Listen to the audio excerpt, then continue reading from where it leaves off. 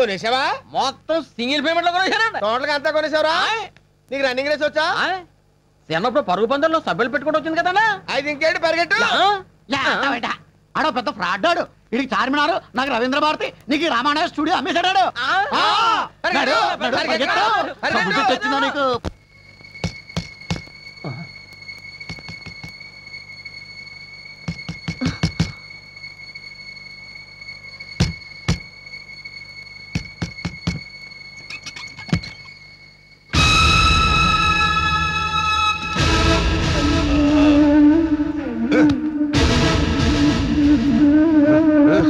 ఏ గంగా, ఏ Ganga,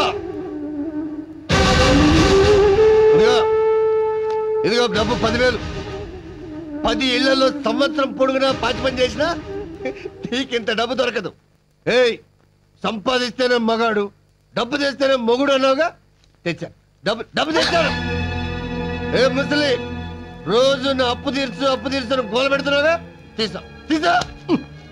bad luck అంటే ఇదే. ఆ కంటి ఆపరేషన్ కాస్త అయ్యుంటే ఈ వాసలో దొంగ నోట్లో తెలిసిపోయావు కదా. ఎరా, ఈ ఒరిజినలేనా?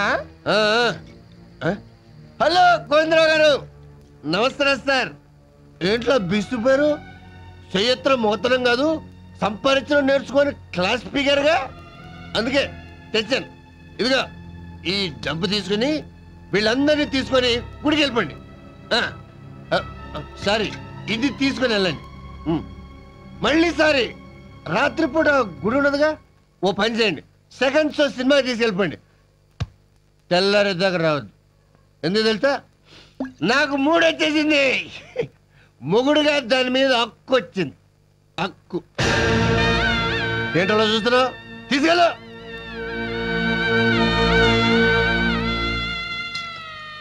మాయా, మీరెక్కడికి వెళ్ళక్కర్లేదు. ఇంత డబ్బు నీకెక్కడి నుంచి వచ్చింది? మొగాళ్ళ సంపాదించుకొచ్చాను. ఏ దరిద్ర పనిచేసి సంపాదించుకొచ్చావు? దరిద్రంగా కాదు, దర్జాగా నువ్వు అడిగిన డబ్బు పట్టుకొచ్చాను. పట్టుకొచ్చావా కొట్టుకొచ్చావా? ఏంటే అనుమానిస్తున్నా? అవును, నువ్వు 100 రూపాయలు తెచ్చుంటే అనుమానించేదాన్ని కాదు. బస్టాండ్ లో మూటలు మోసి తెచ్చుంటావని ఆనందించేదాన్ని. నువ్వు 50 రూపాయలు తెచ్చుంటే కష్టపడి ఏ రిక్షాయో తొక్కి తెచ్చుంటావనుకునేదాన్ని. కనీసం 5 రూపాయలు తెచ్చుంటే అడుక్కు తెచ్చుంటావనుకునేదాన్ని. అడ్డదారిలో సంపాదించడం కాదురా, కష్టపడి 5 రూపాయలు సంపాదించు. అప్పుడు నేనే మావయ్య గారిని, అత్తయ్య గారిని, తాతయ్య గారిని అందరినీ గుడికి పంపించేసి నీ పక్కలోకి వస్తాను.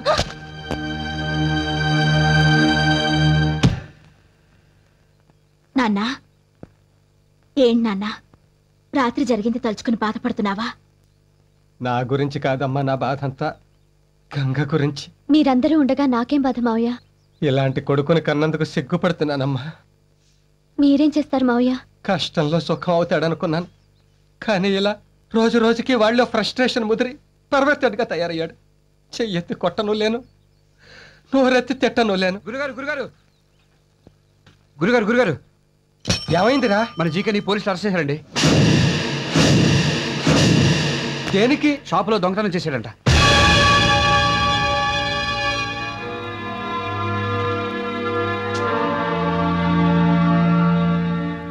ఏమండి? అలవాట్లేని పని కదా, పట్టుబడ్డాడు. రెండోసారి దొరకళ్లే భాగ్యం. దరిద్రుడు, ఆ చేసే దొంగతనం మీద ఏ బ్యాంకులోనే చేర్చావచ్చుగా, లక్షలు దక్కేవి. చదువుకోండి. రండి గురుగారు, ఒకసారి పోలీస్ స్టేషన్కి వెళ్ళొద్దాం. విడిపించుకునే శక్తి లేదు, విడిపించుకోవాలనే ఆసక్తి లేదురా. అదేంటండి అలా అంటారు? వాడు మన కొడుకండి. నేను మమకారం లేక వెళ్ళను అంటలేదు భాగ్యం. ఇప్పుడు స్టేషన్కి వెళ్తే డబ్బు కట్టి వాడిని విడిపించుకోవడానికి వెళ్ళాలి, లేదా కడుపు మంటతో వాడిని కాల్చి చంపేయడానికి వెళ్ళాలి. మొదటిది డబ్బు ఉన్నవాడు చేస్తాడు, రెండోది ఏ డబ్బు లేని పేదవాడు చేస్తాడు. నేను మధ్య తరగతి వాడిని, ఏది చేయలేను. నీకు గుర్తుందా భాగ్యం, చిన్నప్పుడు వాడి డబ్బాలో చిల్లర డబ్బులు తీస్తే రోజంతా వాడిని గదిలో పెట్టి తిండి పెట్టలేదు. ఇది అంతే, కాదని ఎవరి కాళ్ళలో పట్టుకుని బతిమాలి బయటకు తీసుకొస్తే వాడికి ఇదే అలవాటు అయిపోతుంది. అప్పుడు వాడు మనకి ఈ మాత్రం కొడుకుగా కూడా మిగలడు. అమ్మ గంగ, ఎసట్లో ఓ గ్లాసు బియ్యం తగ్గించి పెడతానత్తయ్య.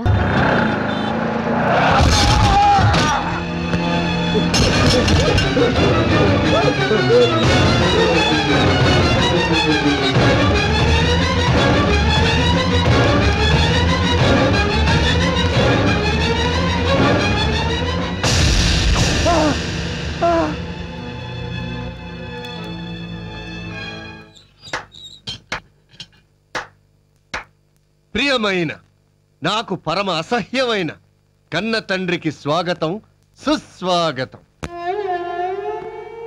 జైల్లో ఉన్న కొడుకు మొహం చూడనని ఇప్పుడు ఏ మొహం పెట్టుకొని జైలుకు వచ్చావు? తండ్రిగా నీ కొడుకు చిన్న కోరికలను కూడా తీర్చలేకపోయావు. కొడుకుగా నీ తండ్రి కంటి ఆపరేషన్ చేయించలేకపోయావు. పెళ్ళానికి 2 పూట్ల తిండి సరిగ్గా పెట్టించలేకపోయావు. చిన్నదాన్ని చదువు మనిపించావు, రెండోదాన్ని గాలికి వదిలేసావు, పెద్దదాన్ని విధవరాలు చేశావు. నువ్వు తండ్రివి కాదు, కొడుకు కాదు, అసలు నువ్వు మనిషివే కాదు. కొడుకు తిరగబడి మాట్లాడుతున్నా ఒక్క మాట కూడా మాట్లాడలే. నువ్వు అమ్మ కడుపులో ఉండగానే తిరగబడ్డావురా. అప్పుడు అది కోలుకోవడానికి 2 ఏళ్లు పట్టింది. మళ్ళీ ఇన్నేళ్లకి ఇప్పుడు నామే తిరగబడ్డావు. ఇంకా నేనేం కోలుకుంటాను రా. ఏమిటండి దారుణం? దీర్ఘ సుమంగళి భవాని దీవించవలసిన చేతులతో దాన్ని పసుపు కుంకాలకి దూరం చేశారు. రేపదొచ్చి నాన్న నా భర్త ఏడి అని అడిగితే ఏ సమాధానం చెప్తారండి? ఏ సమాధానం చెప్తారండి? అమ్మా,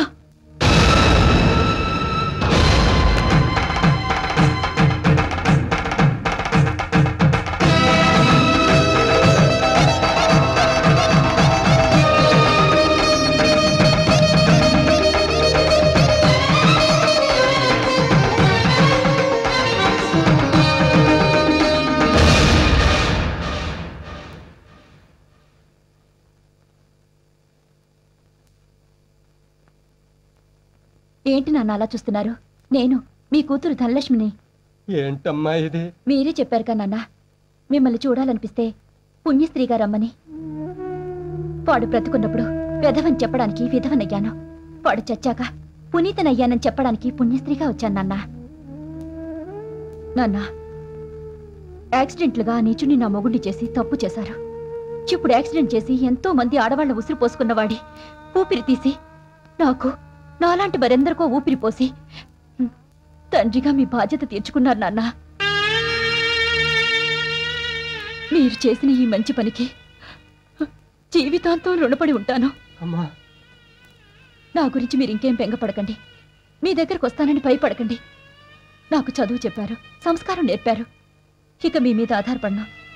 నా నుంచి ఇక మీకు ఉత్తరాలు రావు, మనీ ఆర్డర్లే వస్తాయి. వస్తానమ్మా, వస్తాను గాయత్రి. దీంతో కలిపి మొత్తం 56. ఎత్తాలేవయ్యా, మంచి పార్టీ లాగానే హైటెక్ సిటీ అమ్మేసి. What you say? హైటెక్ సిటీ అమ్మేస్తున్నారా? ఎంత? How much? Tell me. Shop. ఎవరు బాబు నువ్వు? మై నేమ్ ఇస్ సోతిముత్యం. ఫేస్ చూడగానే తెలిసిపోతుందిలే. యా. ఎవరు బాబు ఉంది? పెద్దాపురం. బిజినెస్ పని మీద వచ్చావా? నో, హైదరాబాద్ సిటీలో ఏదైనా ప్రాపర్టీ కొందామని వచ్చాను. ఏం కొంటావు? మా ఆవిడ చీరలు ఆరబెట్టుకోవడానికి చార్మినార్ కొనిపెట్టుకుంది. ఏంటి చార్మినార్ ఎలా కొంటావు నువ్వు? మొన్న అమ్మేత్తని ఏంటే? Oh shit. పోనీ మా ఆవిడ ఒడియాలు అప్పడాలు ఎండ పెట్టుకోవడానికి ఏదైనా స్థలం కొనమంది. రవీంద్ర భారతి ఖాళీగా ఉందా? రవీంద్ర భారత అది నాగమిస్తానే. నీకమిస్తాడా? ఓ మళ్ళీ షిట్. పోనీ మా ఆవిడకి షూటింగ్ అంటే ఇష్టం. రామానాయుడు స్టూడియో ఖాళీగా ఉందా? ఖాళీగా ఉంటే కొంటావా? నేను కొన్నాక మళ్ళీ నువ్వు కొంటావా? కొను. మాత్రం కొంటావా? కొను.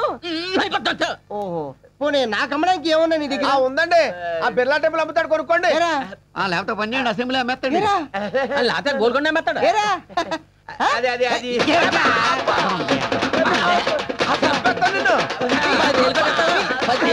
అది వీళ్ళు ఎర్రి పప్పలా చేసేసి హైదరాబాద్ పాటల కింద అమ్మేస్తావా? మరి ఈటీవీ రామోజీ నుంచి ఎందుకు తీసారా? అది కూడా స్టేషన్ కా? రైల్వే స్టేషన్ కాదు, పోలీస్ స్టేషన్. పోలీస్ స్టేషన్ కా? అంటే మీరు కానిస్టేబుల్, హెడ్ కానిస్టేబుల్ ఆగ్ని జమతాగ్ని. ఏంటే మర్యాద లేకుండా అలా వస్తావు? ఇదే రాజకీయ నాయకులు అయితే వస్తావా? సాల్యూట్ చేసి ఏసీ సూట్ రూమ్ ఇచ్చి కంచం మంచం అరేంజ్ చేస్తావు. ఎస్ఐ గారు కాస్త బిజీగా ఉన్నారు, వర్క్ అయిపోగానే వచ్చి ఇస్తారులేమ్మా. చూస్తా, లేదంటే బయటికి రాగానే రాజకీయాల్లో చేరిపోతా. అంత ఛాన్స్ నీకు ఇవ్వలే. హలో బావగారు, హలో అల్లుడు. ఓ మీరంతా కూడా ఇక్కడే ఉన్నారా? ఇది సెల్లా లేదండి, మన ఇల్లులో ఉంది. నేను ఒక వీడియోకి హెల్ప్ చేసే లోపల ఇంట్లో ఇంకో వీడియో రెడీ అయిందంటగా. చూడండి బావగారు, ఈ రోజుల్లో నీతి నిజాయితీలు పనికి రావు. ఉదాహరణకి ఇండియా నీతిగా బస్సులో వెళ్లి పాకిస్తాన్ తో స్నేహం చేద్దాం అనుకుంది, కానీ పాకిస్తాన్ ఏం చేసింది? కార్గిల్ యుద్ధం చేసింది. దేశమే నీతిగా ఉంటే బాగుపడినప్పుడు ఆ దేశంలో బతుకుతున్నా మనం నీతంటే ఇన్నాళ్ళు కలవని మన మనస్తత్వాలు ఫైనల్ గా ఇలా జైల్లో గెలిచాయి. కాబట్టి రేపటి నుంచి మన ముగ్గురం ఒకే రూట్ లో పెడదాం. ఏమంటారు? నన్ను అంతావా? నిన్ను దగ్గరికి రాకు. ఈ చేతులతో సొంత అల్లుండే చంపిన వాడిని నిన్ను చంపడం పెద్ద కష్టమో కాదు, శిక్షలో పెద్ద తేడాను రాదు.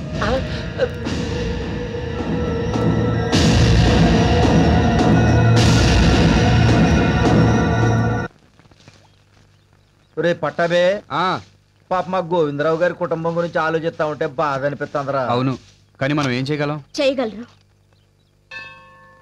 దమ్మద్దా అమ్మా, అమ్మాయి గారు 2 లీటరా. ఏంటండి, డబ్బులు ఏమైనా కావాలా? కాదు, నేను మీతో మాట్లాడడానికి వచ్చాను. చెప్పండి. మీరు నన్ను పెళ్లి చేసుకుంటారా? ఏంటి మీరు మాట్లాడేది? ఏ దిక్కు లేని మా ఇంటికి మగ దిక్కు కావాలి. అది మీరే కావాలని మీ దగ్గరకు వచ్చాను. చెప్పండి, నన్ను పెళ్లి చేసుకుంటారా? వద్దమ్మా, మా వాడేదో నీ మీద మనసు పడ్డాడని తెలిసి మేమంతా కేకలేసాం. అవునమ్మా, మీతో మాకు సంబంధం ఏంటి? మీరు క్లాస్ వాళ్ళు, మేము లేబర్ వాళ్ళం. అవును, మేం క్లాస్ వాళ్ళమే. మిడిల్ క్లాస్ వాళ్ళం. లోయర్ క్లాస్ వాళ్ళలాగా కష్టాల్ని ఇష్టపడని వాళ్ళం. అప్పర్ క్లాస్ వాళ్ళలాగా బతకాలని అత్యాశకి పోయి అప్పుల పాలయ్యే వాళ్ళం. మేం మధ్యతరగతి మనుషులం కాదు, మిధ్య తరగతి మనుషులం.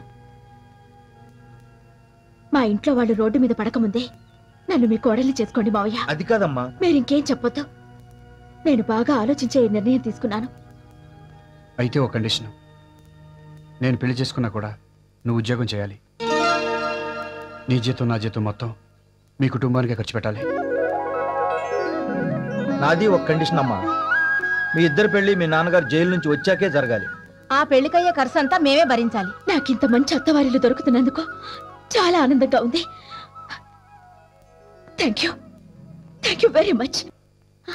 అత్తయ్య, మావయ్య వచ్చేసారు.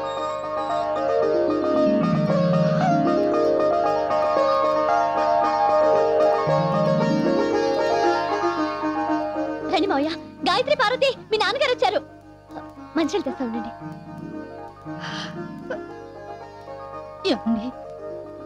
ఎలా ఉన్నారండి?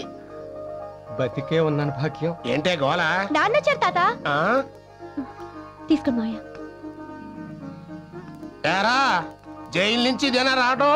అవునన్నా. ఏ అప్పుడే వచ్చేసావే? ఇంకా 4 నెలలు ఉండి రాపోయావా? ఈ లోపల ఇక్కడ జరగాల్సిన శుభకార్యాలన్నీ జరిగిపోయేవి. పోయిందిరా, మన పరువు అంతా చంకనాకి పోయింది. తండ్రి కొడుకులు ఇద్దరు జైలుకి వెళ్ళాక పరువు పోకుండా ఎలా ఉంటుంది నాన్న? అది సరే, బ్యాలెన్స్ పరువు ఏమైనా ఉంటే ఇప్పుడు పోతోంది. ఏమైంది నాన్న? నీ కూతురు పెళ్లి చేసుకోబోతోంది నాన్న. ఎవరు నాన్న? ఇదిగో నీ ముద్దుల కూతురు. గాయత్రికి పెళ్ళా? ఎవరితో? ఇంకెవరితో ఉన్నాడుగా, గత మిడిగుడ్లు వేసుకుని వస్తుంటాడు మన ఇంటికి ఆ లేబరోడు. నువ్వు ప్రేమతో ఉద్యోగం ఇప్పించావు, ఆ రిక్షావాడి కొడుకు. నిజమా అమ్మా? అవును నాన్న. విన్నావుగా, పెళ్లి చేయడం చేతగాన్ని ఇలాంటి దద్దమ్మలకు పుడితే వీళ్ళకి ఇలాంటి దరిద్రపు కొట్టు ఆలోచనలు వస్తాయి. ఇవాళ ఇదేమో ఓ రిక్షావుని చేసుకుంటుంది, రేపదేమో ఓ ముష్టోని చూసుకుంటుంది. అందుకే వద్దురా, వద్దు. నువ్వు నాకు కంటి ఆపరేషన్ చేయించద్దు. ఈ దరిద్రాన్ని నేను చూడలేను. నువ్వు నా కొడుకు గాను అసమర్థుడివే, తండ్రి గాను అసమర్థుడివే.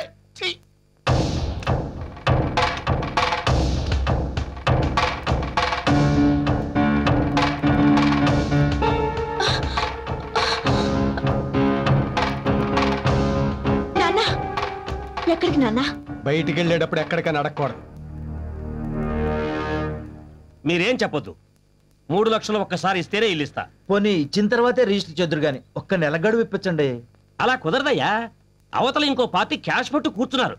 ఏదో మీరు అడిగారు కదా అనేసి అడ్వాన్స్ తీసుకోకుండా ఆగా. మీకు కావాలంటే రేపు ఉదయం కల్లా 3 లక్షలు తీసుకొచ్చి ఇస్తేనే ఇల్లు మీకు దక్కుతుంది, లేకపోతే ఇల్లు దక్కదు. ఇక మీ ఇష్టం. రండి గురుగారు రండి. ఏదో పనిలో ఉన్నట్టున్నారు. ఏమి లేదండి, ఆ వీరాస్వామి ఇల్లు 3 లక్షలు బేరం కుదుర్చుకున్నాం. మా డిబ్బీలో 2 లక్షలే ఉన్నాయి. ఈ ఇల్లు అమ్మితే ఓ 70,000 వస్తుంది. మిగతా 30,000 గురించి ఓ నెలాగమంటే కుదరదంటున్నాడు. నేను మీకు ఎంత ఇవ్వాలి? ఇప్పుడు ఆ విషయం ఎందుకులేండి. లేదురా, మీ దగ్గర తీసుకున్న 30,000 నేను ఇచ్చేస్తా. మాకు ఆ ఇల్లు అంత అర్జెంట్ గా కొనాలని ఏం లేదండి.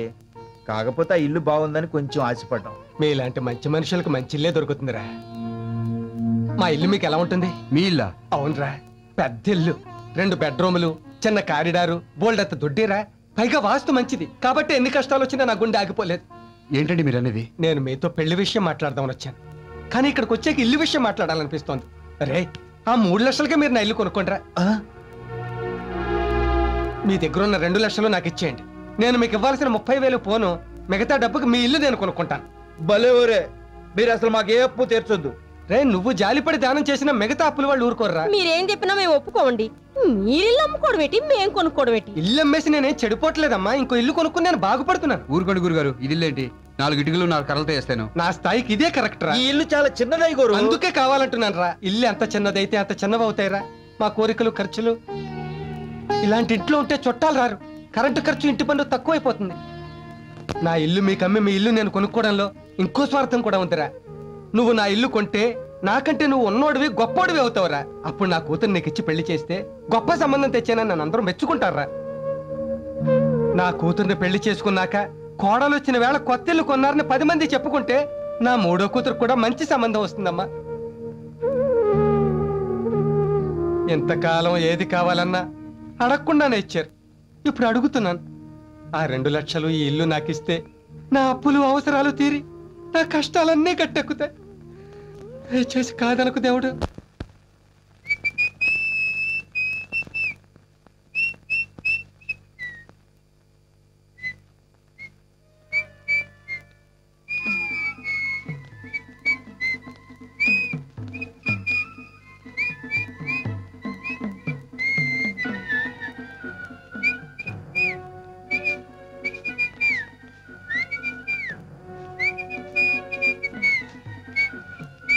డాడీ, మావయ్య, నాన్న, అన్నయ్య. ఏమండి ఏమైందండి మీకు? మధ్య తరగతి వాడు నవ్వినా అనుమానమే. నాకేం పిచ్చి పట్టలేదు, ఎవ్వరూ భయపడకండి. మనందరి